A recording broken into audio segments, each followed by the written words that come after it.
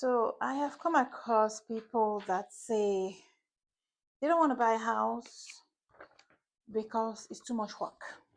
Like for real. I've come across people that say they don't want to buy a house because they are afraid of the responsibility that comes with owning a house. Because when you rent an apartment or you rent a house, or let's go with an apartment. When you rent an apartment, everything falls on the landlord, right? If anything breaks, you call the landlord. If you have issues, you call the landlord.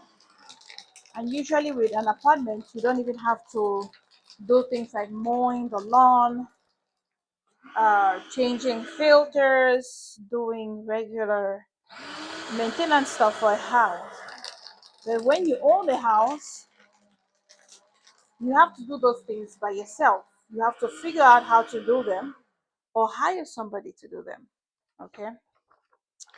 And it got me thinking because when I hear people say that, and I'm always like, okay, actually, the best thing that I usually do is, okay, that's fine, that works for you.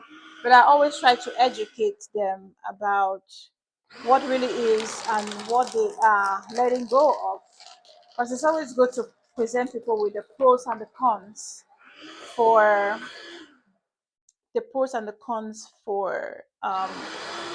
what they are doing or what they are not doing. So when you buy a house, yeah, it's responsibilities that now fall on you. But if you look at it as if you're getting an asset, you're getting an investment, and it's part of growing up. The more we grow up, the more we have responsibilities, and even for us, every blessing that you get is a responsibility. For real, every blessing, everything that we are blessed with, that God blesses us with, is a responsibility. The only time that we will get to truly like lay back and enjoy is in heaven, really. Because if God gives you children, those are responsibilities. If God gives you children, do you know what that means?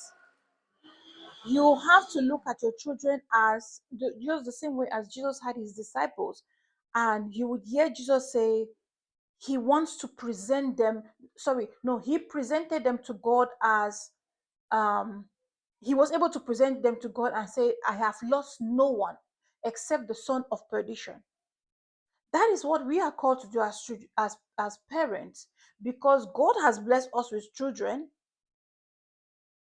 the the goal is that you have raised your children up in the way of the Lord.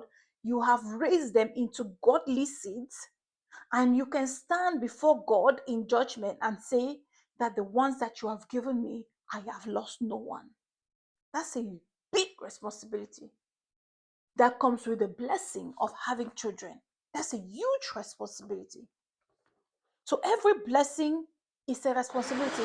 God blesses you with a house. You obtain a house as a blessing. It's an asset.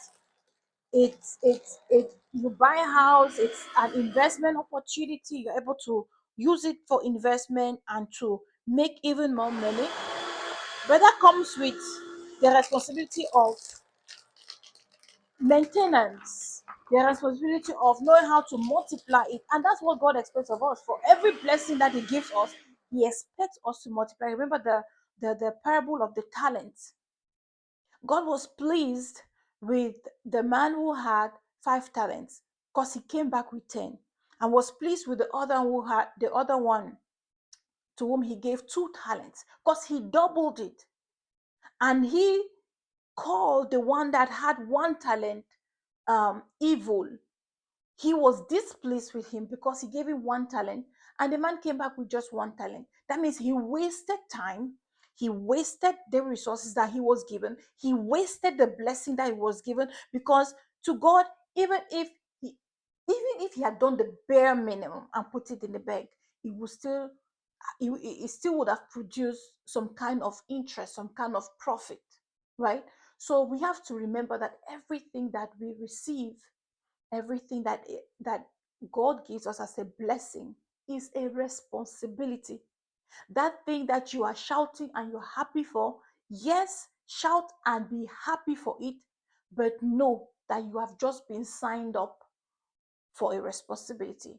You have just been signed up for an assignment.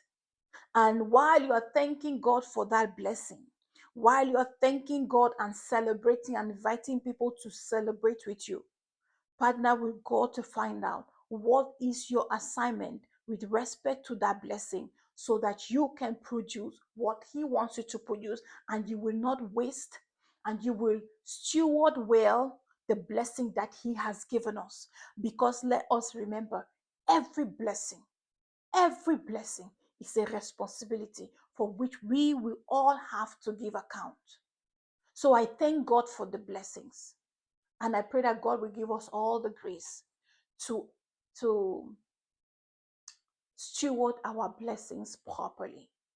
Because we remember, I just remember the rich man in the Bible that was blessed. God blessed him.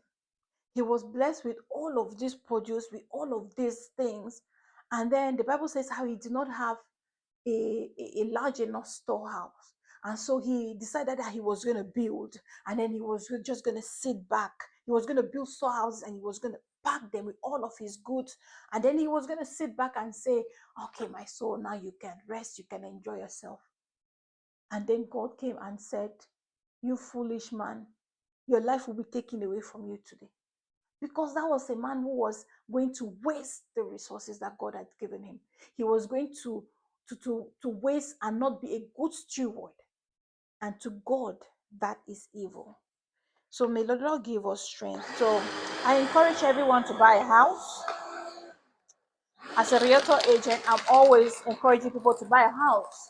Not because I want to get the the commissions out of it. But when you're buying a house, you're buying for yourself. It benefits you, it profits you. And I always love to educate people about what the type of blessing that it is, the type of asset that it is, and to help them in their journey in however it is that they want to use their new asset. All right. May God bless you and have a good day.